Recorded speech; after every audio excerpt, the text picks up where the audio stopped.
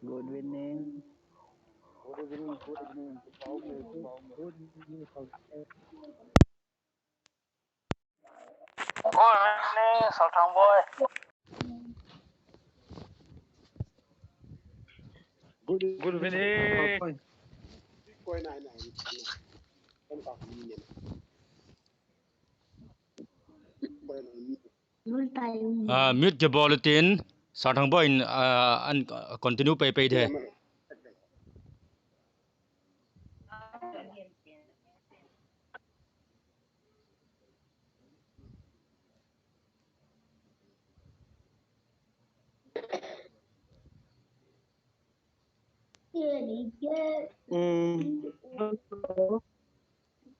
Hello. Continue. Okay. Let's start.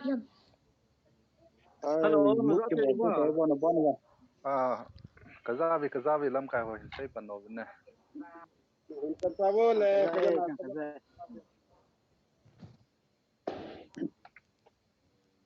Oh, is that so okay no bam? hinge Is that so okay no bam? Ale blockchain chung chang pu se ju ka. oleh. Blockchain ki ti le ama he blockchain masa pen he bitcoin blockchain ki tin hi bitcoin blockchain ju ipya hong kun ha media le ai ho in satoshi click bolwa Satoshi got a click dot now. Hichi alphabet to number ki har one a one ke pan hichi ko a kind of blockchain hito. Hichi ko Bitcoin genesis yen hichi ako na ho cryptocurrency first cryptocurrency chu hung ki pan do chu. Hichi blockchain iti teng le ton tong don. Athaya la tha hun. Hello. Nó ra thaya tong don. kazai Screen share hin bola chun blockchain chung chang se yo chun satoshi tu hin hong do ta di bo screen share nan bol the da ha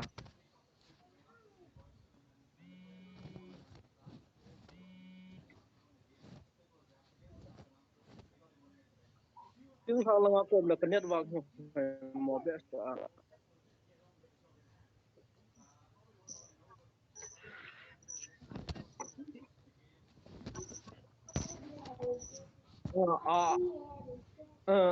hello white paper ti lo win mining app chun ga bolo mining app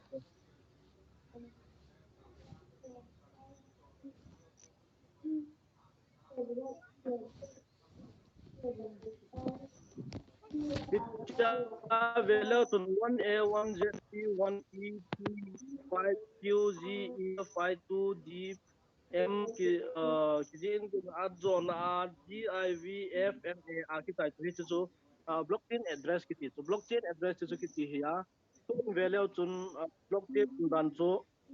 ya 5,000 BTCS na mo ba 5,000 BTCS ki ti ano ya ko B3301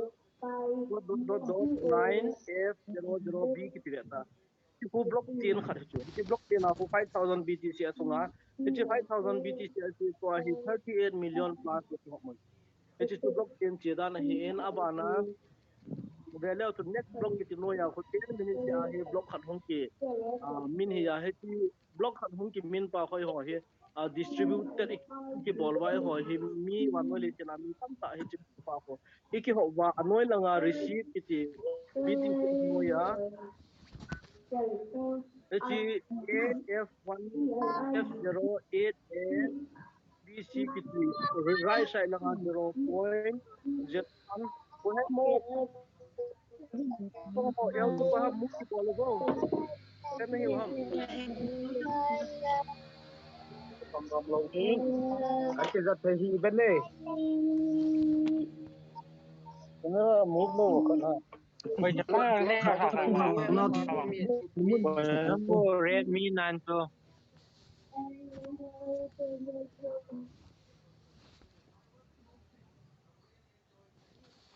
Cho tiểu organ cho cái số kiếp Redmi đồn trọng 9 đó. chân mua mute cái board hay lâu nôm và lệ waiting room mà quay đâu này hiểu không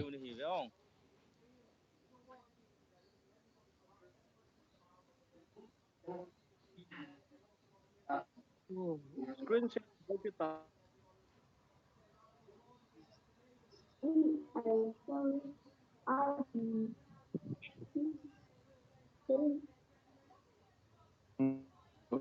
Move sa ta bo.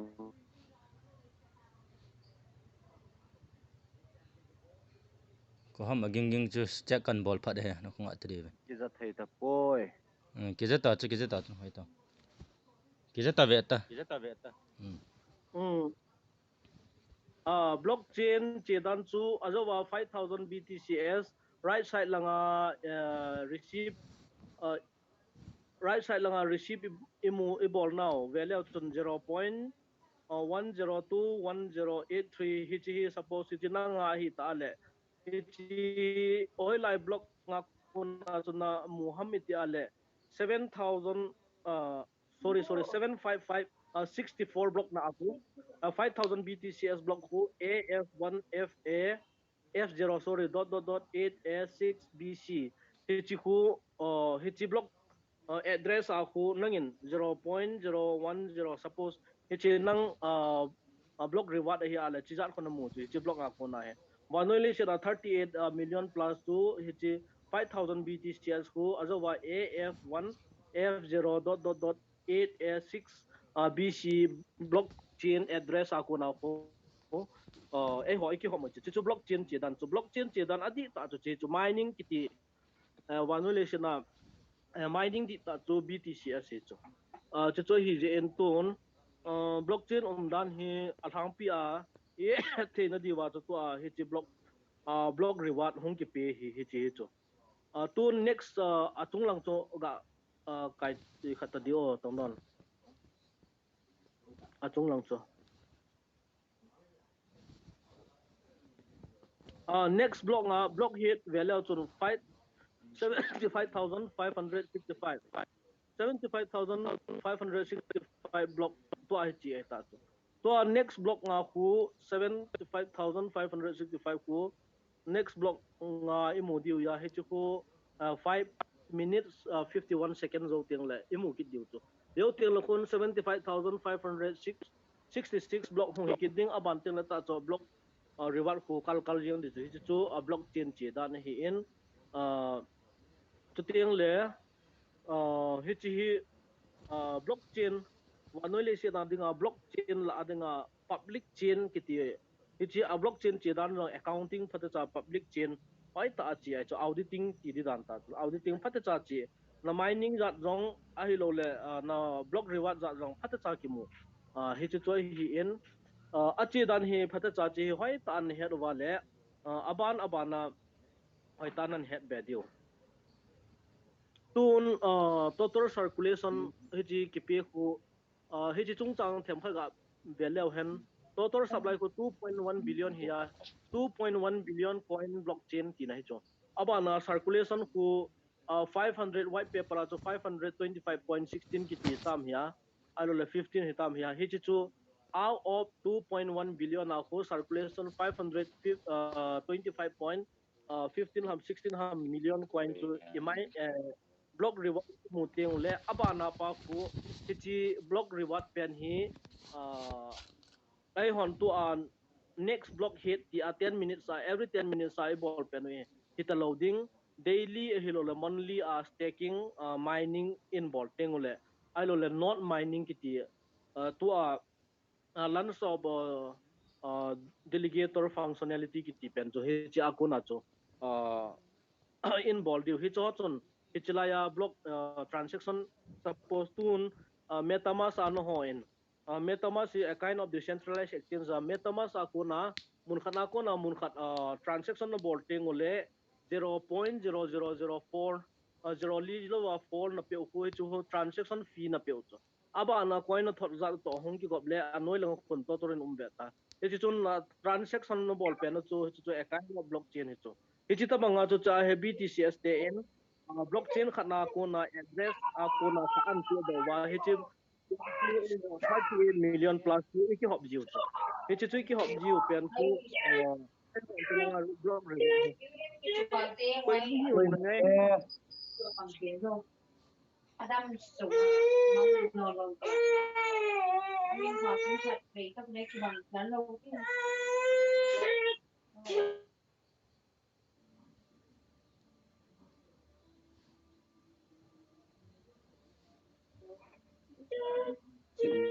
Ôi,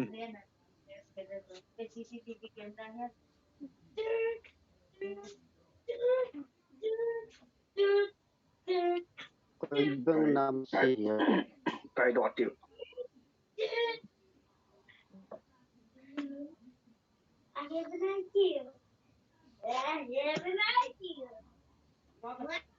ê coi tê ta mô mi su coi tê gì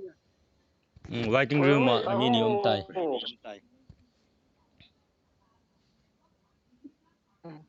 hero adang ha tip cha chanom jute utang don in bol nan te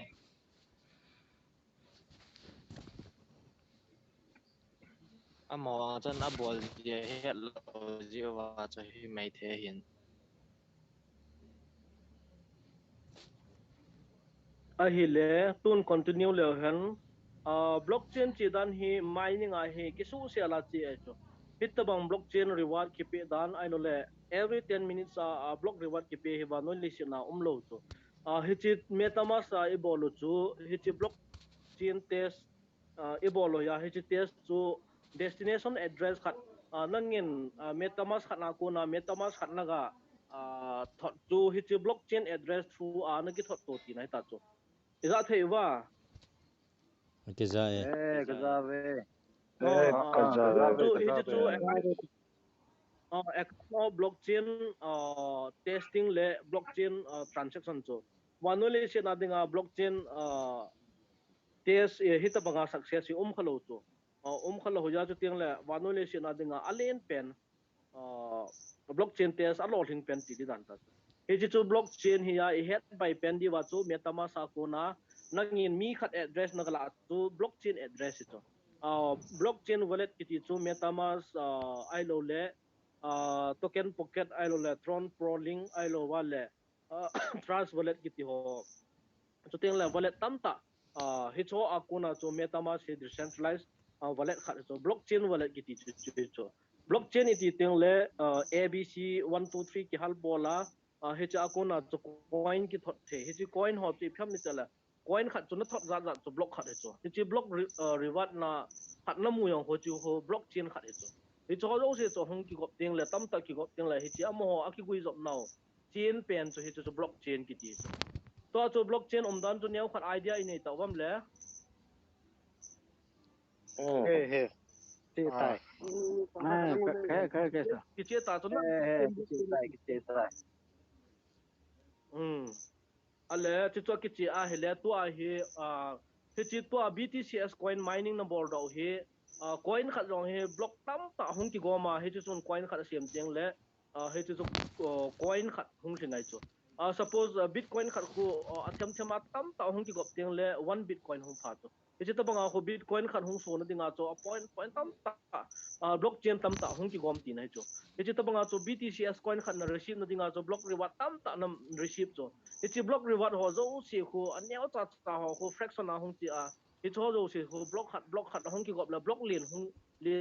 zat hung so a hi cho zo block coin khat btcs coin khat na cho block chen tam ta the ding ti nai cho hi cho zo chain system ti dan cho ama cho hi a cho blockchain ti teng le hi chi blockchain through a data information chi pi ham ti a le azowa is se ju hi chi A1A akipan hichi Bitcoin Genesis block tabanga chu azowa tun vele tun cha hi block khat na receive na address ko khat na receive na to ki bang hi be tun vele chun 75,565 block reward na chu a block address to vele chun 63301.9f00b hi beta which is to 75,564 block address to ama blockchain address to hiale af1f0.8a B6 BC hiviata hijita chun abana 63 yong ki bangkit lo di hijita banga chu next block ngayon ko hijita ki bang lo di cha chun nga information chi pyam ile nangin nang information na data pen chi pyam itala 0.01020611 huita ale hijita chun abana 64 na nang data chu ki bangkit lo 0.01021083 hi chukunang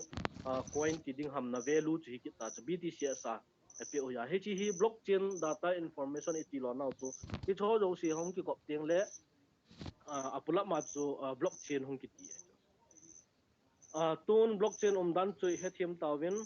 ahi ale tun i topic dungzui win blockchain chu chan chun ngau tin abana chu ipi schedule ham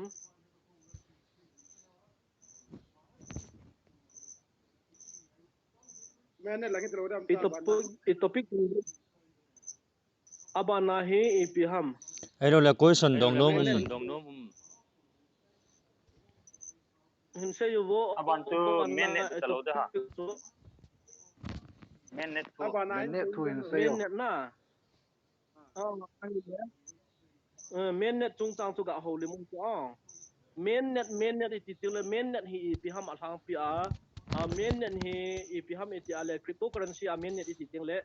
cryptocurrency hi stays thum ma chu ama he mining free my sorry ama he bond stays part of the cryptocurrency kiti khan mintin hi chi part of the cryptocurrency chi ipi ham iti ale ama he cryptocurrency ama ho hen ahin si muti dan so blockchain an sim wa he chi blockchain chu data tam ta hong ki gom khoma he chu ma tu pura a compeng a hom ta he chu part of the bitcoin hong ki ti he chu first stage is first stage ama he hong ping lo lai now sen anu oi sunga hong ki jil ta banga ama he blockchain an sim developer hon blockchain khat an sim muti na blockchain khat an sim wa aba na chu ep hong hi ding ham ti chu aban stage pa to hong ting le chu second stage ki ti ta first stage a chu idea a hi lo wa le ama itabanga blockchain chi itilam dola hong ding ham ti idea information I lo le part of the cryptocurrency stage part of the cryptocurrency ki ti ta idea tam ta involved in chi idea chi epp ham suppose bitcoin an siam dinga to bitcoin siam pa chun idea tam ta honunga itabang banga home trading ti aman plan and siam chu hi chu chu ale hi chu idea pen chu to na home ting le hi chu mining hong ki tu te chu mining ti chu pi ham chala blockchain aho ama set programming hong ki set na aki set zo ting le chun ama chu jega khat banga suppose gari na siam ala na siam zo ting le gari chu hong thai che ta chu hi chu ahong thai ting le hi chi ta banga chu blockchain transaction home the ta chu transaction pen chu ama to mining stage ki ti ta mining stage ki tin ichi mining stage to free ji tang pi ichi free pen chu public nga public nga ama hin member mi is an acceptance a boarding ham I mi is an ichi chu as a token of a token I as currency I accept a boarding ham ti chu community and horta ichi community or which stays pen so bar of the bitcoin or cryptocurrency ki so which to community as a mean accept that to abana to lan stage hong ki te which lan stage to a hon I pha diu ta chu to a mining stage he ho hina lai a hi wanga to hi nai cha ai hon lan stage ki ti which lan su if ham it la cryptocurrency atam zo hin ICO ti ve ta initial coin offering he chu nangin pre-sale ki tin tin pre-sale ai lo le initial ICO IDO ai ho lo wa le IEO initial exchange offering ki te ta hi zo se chu public nga akilans masanga ai lo le exchange sa akilis masanga chu chu nangin man tam man hlom cha cha na ki cho the hi chi man hlom na ki cho chu kunung ting le market na home ting le hi chu nangin na ki zu the ti na hi chu he chi stage to a he ho yu mai ta to ama stage ne ya he chi dungzu ya chu a project dungzu ya chu he chi cryptocurrency e hon mining involved panel BTC as he ki cho tho loading sum si ki yong ki siang loading hi ya chu ama he mainnet ki ti mainnet ti ting le P2P transaction ki ti ve ta peer to peer ki tin hi chu miners to miners a hi transaction hung chi te chu suppose BTCS account wa ko na another miners BTCS account wa to nang ma in transaction na board he ti nai chu hi chi transaction na board he na dinga chu blockchain address khat ngai chu hi chi blockchain address to mo ho en main na hi amo on wallet an pe diu ham or a hi lo wale to a metamask wallet hi iman dan diu ham ti chu ki sei the nai lo tu chi ya chu he chi metamask wallet hi iman dan wale he ho metamask wallet na ko na hi hon transaction evolve the diu ti na chu hi chu main na hi sometimes it has value in mainnet sometimes it doesn't has value in mainnet mainnet na hi a part cryptocurrency a project dung zu wa hi a value jong a value lo jong chu chu chu hin tin e ho a jong hi mainnet na hi a value di ham a value lo di ham ki sei the nai lo a value dinga hele expand hon a predict dung ja chu hi za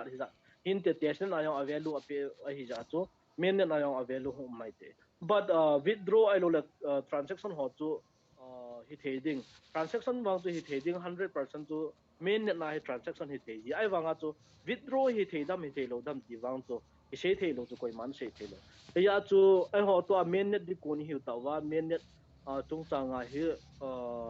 main net ting le hi zat value phating heti chu koi ma chan predictable thelo chu hi chu I biham me te la community dung zu ya value hi um de hi chu main ne chung chang hi in abana hi main ne ting le hen hi chi ethereum le bitcoin na hi value hi hung ki khot mai te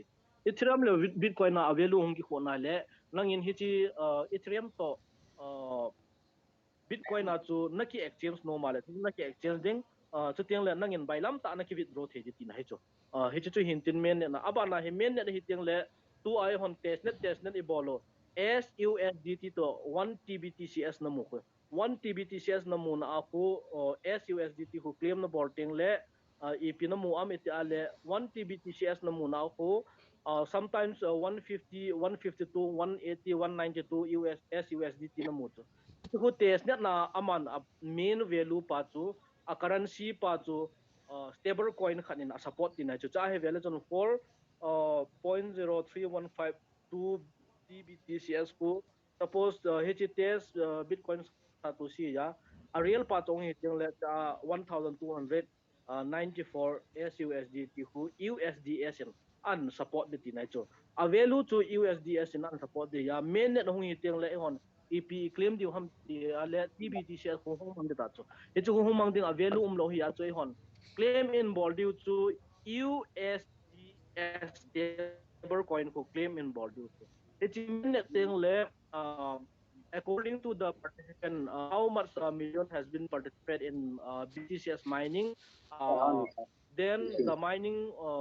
that the particular community will give the value of BTCS. The value of BTCS will be calculated into USDS. So USDS to 1 USDS will be equivalent to 1 USDT. USDT khato USDT khato USDS khat hung ki bang de tin so tu a nangin SUSDT khat we claim no bola tam ta na claim do banga ko main net teng le he chu free a minting in bol ke diu he chu every 24 hour stable coin ku claim ke diu he chi a chu na za the na bam hello hello Hello. ai ki zai Kizai. main net teng le main net teng le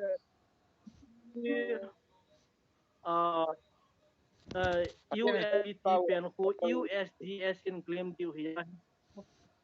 they anang in phatacha after every 24 hour an claim a hile hoita ni khana hin income ding chu 100 USDS na claim do ale suppose 7,500 na daily salary hi chu ya chu main net ting le phatacha I claim diu amy community hon every 24 hour claim hailu helai bol diu chu dinga thakhat min chu thakhat si ale sunga to lak exam khat na claim do de ti na chu ya chu hi chu ipia transaction fee na pay ding ham ti ale whenever you claim USDS, you have to pay the gas fee in BTCS. BTCS are not the pay on the number. BTCS na pay honding na pay dia hiya so BTCS to gas fee 0.000 0.000 for minimum section fee pay deal chete USDS to is that ka deal today hiti to hiti ko ili an claim halle hiti BTCS mining for host chitun chiku the first give it to first if the main thing la chu in ki claim dio I claim do za to market na circulation hung che it chi tabang to BTC claim tabang wa hi in body claim do za do wo na circulation hung che jo claim to ke trillion Time is over. Time is over. Time out. Time's out. That is Thả John kit đi nghe, thả John kit. boy boy say Thế, cái to on the way bộ cái bộ gì thả John dừng hầm. đúng được cái cái nào khad an khwai te devin lang zoom hi ahung tana hila vela na hung lut ki dewa to ha ki chai ko nei ta ja hi voice jong hat zo ta lo hin ip hile azol nan tha join ki dew he ki tha pat ki dew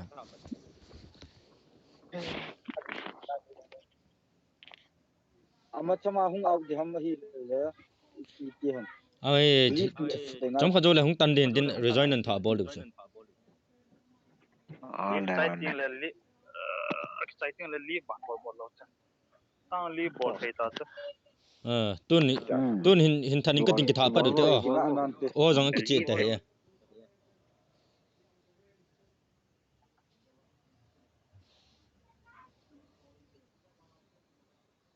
thong boy phat ni kila the te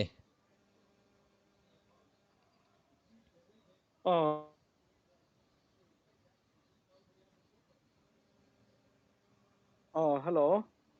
ka za ve aki za the ajova minute chung chang ise chu he the so ke no na minute minute ting le USDS to SUSDT it pen no ko USDS ong hindi ya he USDS pen to every 24 over to metamask on thousand iga claim bang wa ko minting in ma hung ma sa pen de cho stable coin hiya he stable coin ko ni khana claim na board za za chu na nga he ta he chu chu satoshi apps ki ti hen e hon sum siki ki sulu lo e hon he cha he paisa emu yang dio he chi ya tu satoshi coin tam nei lo pa yong tu coin khat la ni cha na main do pa yong tu transaction fee pe na khama nei po wa hele men na pa na chu pangal ho en pi tho kanu lo silo ti ta banga hoi hon ila yeng dio chi ya chu hon ni kom ki ti lo na chu chu chu e hon ne yeng dio e hon siki jong isu mang lo dio e cha ko na he pai sa emu yeng dio ti na chu men ne na kilan sting le USDS tu iki kai do dio he chu market na iki zo pai the dio ham ti na he chu he chu to exchange tam ta in adel lol no ko a community yong tam ta hi chu ting le ama he stable coin no pai ding ama utility hi tam ta mai chu hi chi utility ho to number 1 chu stable coin hi ya hi chi stable coin chu minting hi ka gel dan na hi sakhat hobe he minting hum de chu hi chi minting pen chu market na circulation hum che de hi chi chu e ho ding a value pen chu ikizo wa dollar khat to hum ki bang de hi ya chu ho ding a chu sakhat claim do pai diu ta ti chu ya aba na project atang ho ahong kilan sting le khat ahong kilan sa le BTCS to transaction fee pe diu suppose NFT bang hong kilan style NFT hong kilan le ti NFT to claimable ne di wa to BTCS coin ne ngai BTCS coin ne ya la cha to transaction fee na pe ala claim yang de he chu amu no mu yang de ti na he chu e ho en HBTCS to ting hi mi ching mi thi man ti lo nau chu he chi khoi zu tabanga thuma ti lo nau ti pe hami ti ale e hon ine yeng diu free ine yeng diu ti na he chu e a chu tua hi BTCS coin zakhat zani mind do hoyong he chi men ne hong kilan sting la avelu pai ding chom khat do ting la BTCS coin to min a hin phe tho de ta to he chi NFT claim na ding ai lo le DeFi ai lo le app staking mining non ho hum dia he cho hong ki pat ting la chun mi hau son no alom alom an to ting la chun BTCS coin to kiem lang hello wa kal yang ta cho ting la chun koi man hin zo nom ta lo ding azo nom lo de staking a boarding điều chỉ tiếng là chun coin dong ho to ki khiet na chu BTCS coin dong ho to sun le zan abange akibang poi iti lo now chu pian chi ale tun main net chung chang chu chu hi en main net zo tiếng le aban na project hong he so ke ta win tun recent updates tu ga ve le han update chung chang a chun tong don i kha chu ga if chu ga click ta di o f chunga officer Twitter ahong kilan sekiti cho hiti cho abang fek hetia abang in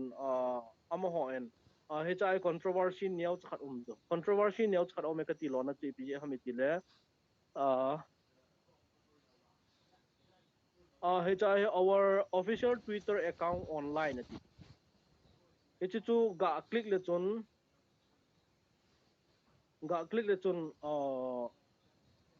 daw/epiha iti veta call daw kiti slash organization kiti hechi Twitter account hi iga click nga le Twitter officer Twitter to killing tho to hi wanga chu chi hi ama ho hen ki ho ka hi ta claim an bol the wa le hechi hi BTCS white ho ka hi ti ayong koi mo ko pu lo hiu je so ale hechi officer na ko na ida na mo ho men team thì ăn team thì hòn thì trong khi thèm không mà hết chỉ là cái hay là hết chỉ study một phần nó bỏ luôn thì anh em cái này lệ họ là leader pen sir trong nó man nó cái info là pan hết chỉ kinh lòng về năng cái tiếng hết chỉ trung trang hi nếu cái controversy ya chu officer Twitter hi ama ho en direct nga an lan tiu jong chu gin chat be se lo he nge lan sin bol na be taw lan song chuan bol the he dong le ama hon men team ka hi ve an ti lo au hi dong mai the Twitter mi khat mi na ho en nga peu chi pi la hi chi mi khat ha mi ni ham an man cha diu ti nai chu mi khat ha mi han man cha lo wala mo hon direct nga ama ho identity chu reflect an bol the hi ya chu che an bol ya he chi mi khat mi ni chun ke ho ke ka hi ati a claim no an bol the mai the he chi ya chu an ki chi the men ti to he chi amo ho Twitter website jong chu hidinga chu gi mo ma he wanga mi khat a bol khat chu te di ti na ya he chi a bol pa yong to developer ho in develop team ho khat chu an man tau he mai te ya an ya he ji a chu hi cha ko na chu na ki chi the diu he chu light tweet na na bol kha wa yong le he chu kho de lo ai wa nga chu ai pi ham iti a hele he chi e ho BTCS apps a ko na information data trackable na lo di wa chu password ai lo le app ho e ki khial diu phata cha security chu highly phata cha e kwai diu ti na he chu he chu i bol lo wa le phat khat teng le he chi an man cha ho yong hen e ho he alias scam theo ya chu call down dot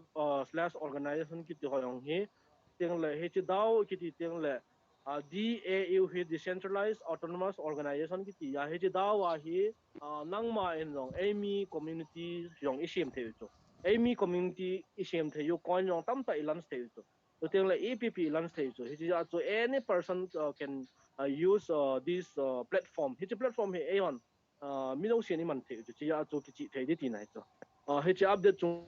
cha hi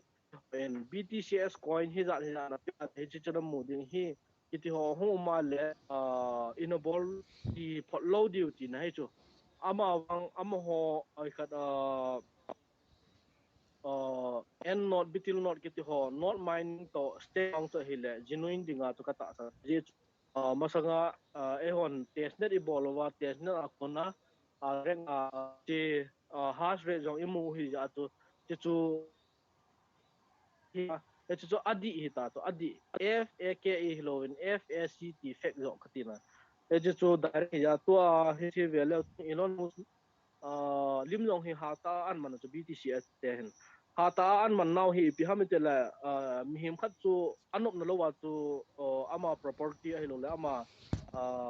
ipi ham copyright ti ding da hetere ta ama thil ama ne lego asset chu ki mang thelo ya hi chu Elon Musk in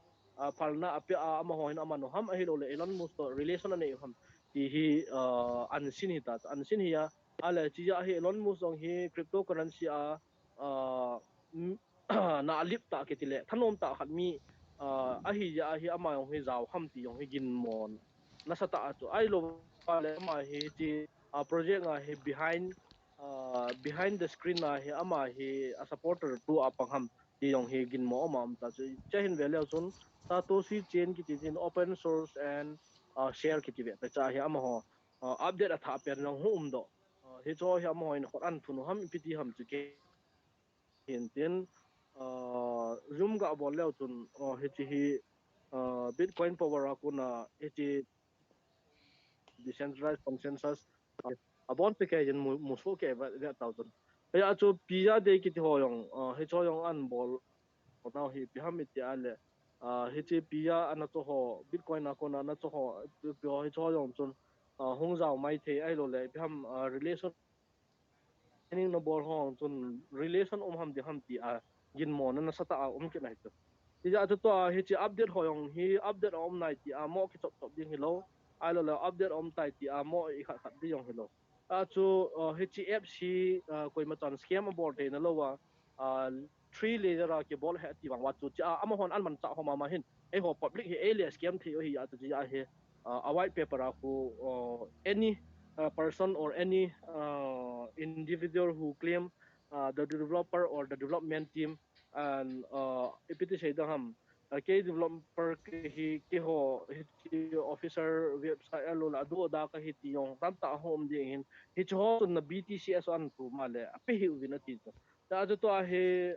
hi chi panalai chu phar khat ting le hi chi sunga he tam ta home ding nangin ro mi khat nan scam the aman ro mi khat an scam the NFT ho bang hong kilan sting le ama ta ta ti lo chu direct nga mo cho lo ding tin hai chu direct nga na cho thi ho chu genuine pen chu bi ham ti ti a le BTCS transaction fee nyau khan na pe ding free an mu the di ho cho chu genuine hu di he choi all lai hung ki to diu ya choi he lo pai mo he chu update chung chang hi en tu ni tha ading in he chan chu phata lo di hana do nom se nom in evam Matama hello sindo bor han ta bor bu metama so chu metama achomin so ki chu hil taute he to chu na offline ho an offline ho an ki do chung tao he to hi say Sir, to tin tu ni ha ding he tan tin do ding to first mene dang tung ni tang complete a min chu nom ba kan nei ado ding na say to click la if you boy nom dam sir. tu to dia boilo tu to dia boilo payment an se wa nangin BTCS na pe ale scam hi kha le nang wang si scam hi lo wa genuine hi le nang wang hello Oh, mo bol bol lo di ti na hi cho yo ka kan dot thei de ha hin dong ka ngo men ta ikha ting le hin to BTCS nei pau hi ki zu la thei lo ding dan cho na to nan sai dan cho lo abang khanin amandon bana an post $1,000 $2,000 ding hiti hoyong to khata ta san thelo ti pije na mi tiale a value the value of any product will be determined by the participant the community a cho a value hung ki khot ding hiya to ting na main na izan in participant a boarding ham ti to a value hung ki khot de bo to ting na main na chu a hang pi a cryptocurrency main na a value lo ma a value lo lo to chi ya cha ma hin main na a value an pe diu ham a pe lo diu ham ti chu i ma cha officially a announcement a pe lo pi chu ama wang a function le a thil bol theina a tha na zo se chu ethereum to ki bang de hit gitu Ethereum to ki bang de he ti lo na to zo wa se ju any project khat hong ki lan sting le BTCS coin na transaction fee na trading hichi a product khat to na ki la trading hichi chu ti na hichi chu hi ya aba na to Ethereum to banga ecosystem staking mining yielding farming ho abon to ka NFT ho abon na home ding kiti ho ko hichi ho asai na hicho ama a value to Ethereum sa nga long triple 10 times ayong tamay te 2 times ayong tamay te no himay te bidig bol te te lo Talay ting khat le ehon imit ta USDT wai lo hot ting le chu USDT hot chu to a chu hon min ibol kit diu chu na ti chu mobile phone ai to ai bol to bong wa hi phone a ko na hi trading ham ai lo wa le chom be laptop yam machine khat ga chong ai dan ham machine cho na diu dar karum lo ehon to a training a bol cho metamask download na bola wallet na metamask wallet address na copy a faucet na claim banga cho chita bang banga cho claim hin bol claim mai bol de the so ipije na mit ama hoen thil khat a bol zo sew hi hi chet chet na bol jo wa chu chu kin ngong dai nga hi chet chu hin te ka ti ngam lo a hi wa nga chu USDS to ho koma free ai hin pe so free ai hin pe na du to blockchain address through ai hin pe du ya hi blockchain so mon wallet khana ai pe du ham metamask wallet na ai pe du ham chiwang chu khana ai do okay a system chu chita bang khana chu in pe du Okay. Sir, to nothing but to fai ho rằng lekin tu kha kan do thei de ma sa thang boy hin dong a parliament ne thalen i ham tin to BTCS se value hung ki te hen nang dollar 1000 2000 o hen mal le ki zu thei ta diam athom da na so depend to withdraw option function pe wale na withdraw the ya zo the nai withdraw means paisa na so the ti nai cho na zo ti chu na withdraw ti nai cho ang chu thakat withdraw option ang ding ham ai lo transaction do i bol do ham ti ni ti sei the lo withdraw wang ti bol the pai di wa chu gin ta hi wa nga chu hi mai the hi lo mai the transaction se yong sa yal ham phakan pe di zo ting le withdraw option chu i chan ham ma yal ham khayo ting la an pe mai the yo ai wa nga chu withdraw le transaction chu ani a chu an hon ko mai the ki sei the lo nobody knows thanks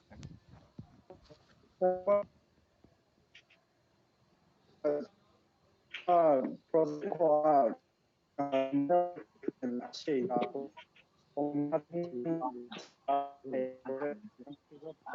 is a point no ke no ke zo thi po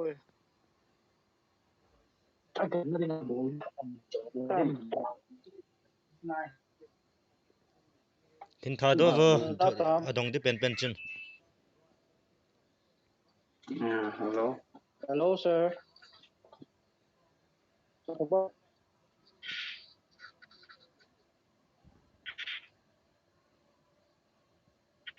sa thang boy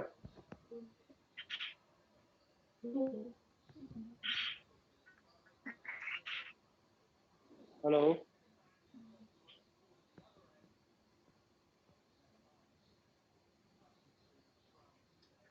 nước hồi mùa tới mùa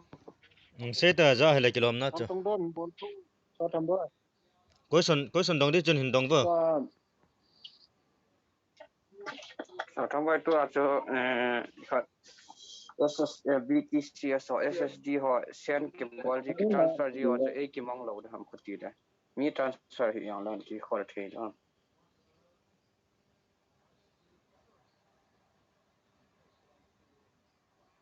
tao tung đôn nó hình hình tiền đâu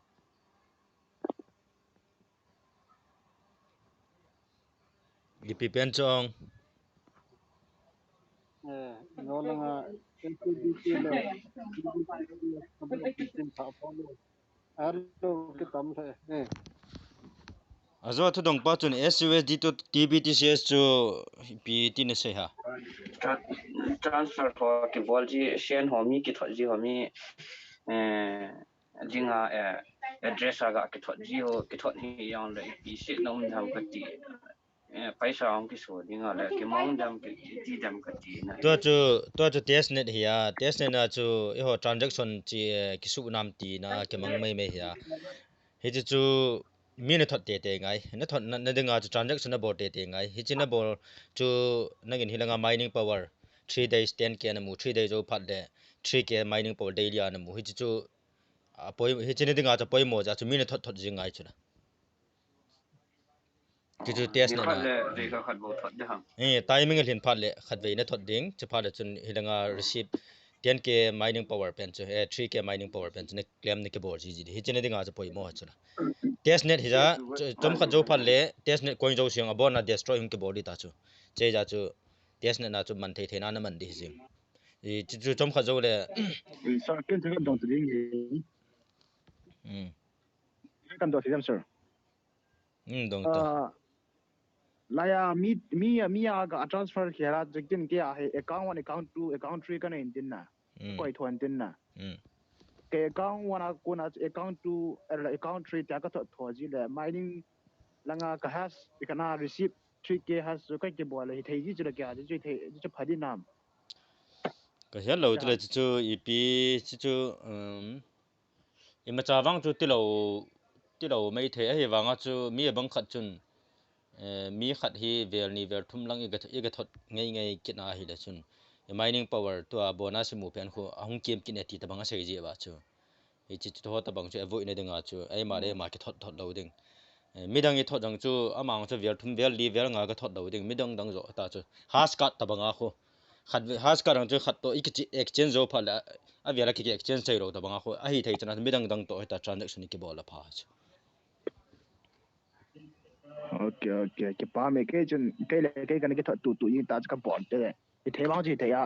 ji bui dham ta kan do ke pa me ni sei sa tua btcs so cho tua 1 ka ne 3 ka ne chu thum he bon ne thot cha la pi ti dam chu test ne na hello wang na metamasa e chu na thot chai le ipi kho de na thot chai le after 24 hours zo sia faucet linga ne claim ne ke bo thei ki chula chi ma cha boi ro chula daily 3k mining power mu ne ding transaction kham ne nei la hun jing chula ai wanga chuna tilkhat sei lang mi kon khat hin hoilanga information amuham ka hel lo test ne na ipiha delegate functionality end node formation node jo ho khu ipiha staking ige bola hele main net zo lang phalo ata ta btcs ta pa ho yang khu reward ki mudhe ti tabang khanang khu kasim do inten hitu chu hoila ya information amuham ka hel lo na cho tabang chu chu diken ka hel di lo na Binance app ho zati tenga ham di Binance app si ken kan sei Binance app hi na Binance app hi app si e tu ai hon be ipiha mining e bol pau hi bitcoin te bol hi ja hi amon sa ya bitcoin reward pi je wa hi chi bitcoin reward to minimum $8 ta bangal hin phal le US dollar la chu hi chi chol hin pa bala chu ne ke withdraw the hi chi ne ke withdraw the ne dinga chu exchange ngai exchange chu Binance advice ke bol hi ya e BTC withdraw ne ding bausia BTC withdraw ne ding bausia Binance apoi mo ha bau chu chiang chu piha BTC mining ho BTCS mining a bitcoin reward muhwa ding bo hi chu chija chu mining bol ho dinga chu poi mo lo bitcoin withdraw ne ho dinga bo poi mo aba no la ka sei nom chu Binance ki ha focus nom lo pijinam ti la Binance tu ti dia chu bitcoin withdraw ne ding me cha poi mo ja chu ki sei thu ya ai ho a jong hi exchange khat hung hi chu white paper na ba dex ke the decentralized exchange sum ki ti hinten decentralized exchange hong ni le chun Binance ho ma withdraw deposit peer to peer ho jong hong ni thei de ham ti yong chu ka gyal ya exchange hi na le chun cho yong chung umen te ka ti ya phar khat le chun Binance ho EBP ngai lo hila ho Satoshi apps bo sia hi ma jo se function thei di chu che ja chu Binance wang ki ha sei nom lo a hi wanga withdraw khat mai ho hi chi Satoshi mining bol ho khat le ni hin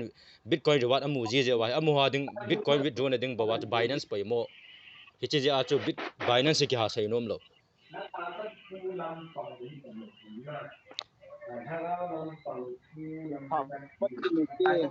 net chu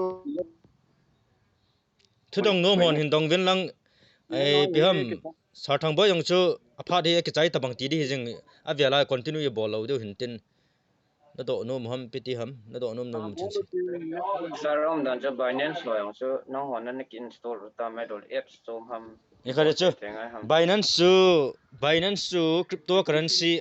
ani ki chim cryptocurrency investor trading bol hoin anaman saw chu 2000 before 10 years td ham 7 years td ham kha po hi chang la para chu min anaman sa ta chu Binance to yo Satoshi mining apps mining bol na krile nomlo amo about bitcoin reward mu hoding a chu Binance a withdraw bol de ti thu bau chu withdraw bol thei thu bau chu mi yo xin ngai lâu số nữa e mining bol e ho mining bol na poi mo lo men ne zo jong le poi mo ki ti thei nai lo na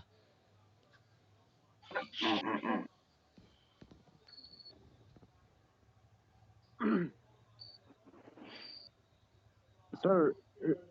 Bitcoin reward so wala iti ki mo iti ki het thei mo. Bitcoin reward chu na mu thei ne dinga chu referral nei ngai referral nei la bau BTC giveaway vote bon au min ti cha chu na zau ti cha ko na chu $1 $8 $8 sunday na phau thei hi chu Bitcoin mudan hiya chu ki ha focus lo chu je chu mi zo sin che pi ha reward ho ha opportunity be sia lo ya chu free mining ki bol pa bo si ki ha focus hi chong hi free mining ki bol pa jong hi a value asang hong sang din tin chi ja chu Bitcoin sang a jong soi ta chi bol wa hele sum tom ta mu thei di Cái cần đóng ta zoom meeting topic dung du ya chung dong tao mo topic o chu all san ni ko to hi pt di ham timing jong hi only 5 sai tale thil khat na ga dong tani nge na khat na gan ga dong ma sang nge ai lo le ki thapat ki diu ham man khwai te diu te ki thapat ki diu ham update dung du ya chu jam si satoshi sa hi organization imaum pui ki tin khat ma tua chu daw fa call daw fa toy tala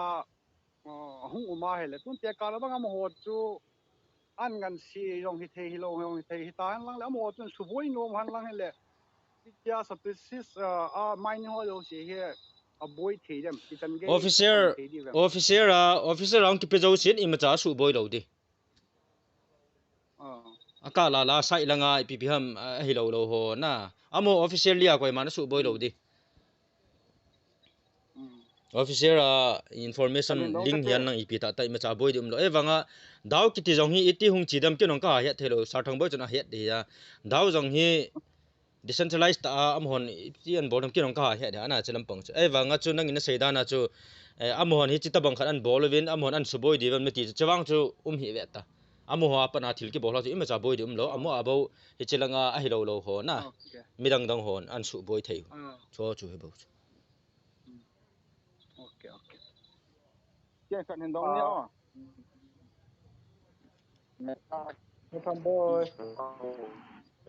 tua hi ap hi le zoom meeting hi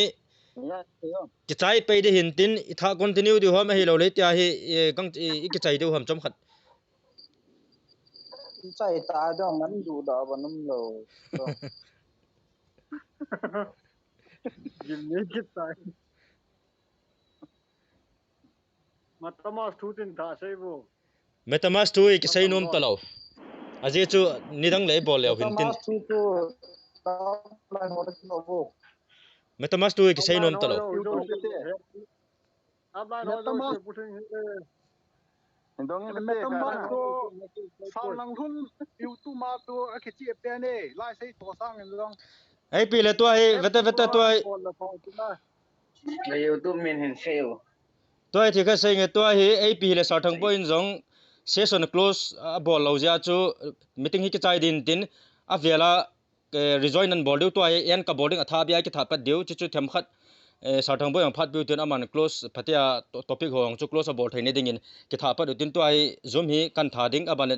nan tha join deu chu hoita session ki chai thaine dingin ki thapat te ong delegate chu nang thu sula interest na mu chu nanum no phan na ga kila di sula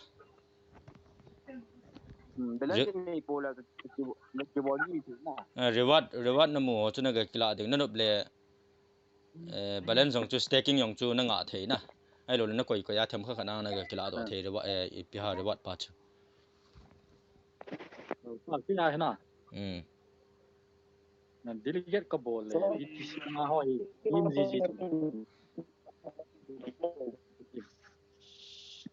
question dong ho chun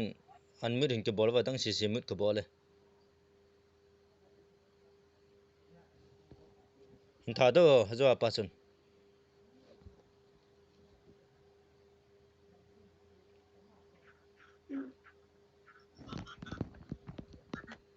chúng ta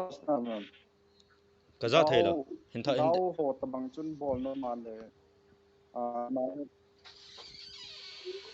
hello i pe ne ti hello ka za thei lo rất trang thua đau hồ bằng chân ball đi nào để mà nó ra nó không ka za chu dau chung thau thu hyong hello đau số chân chân ball đi nào là chân coin C50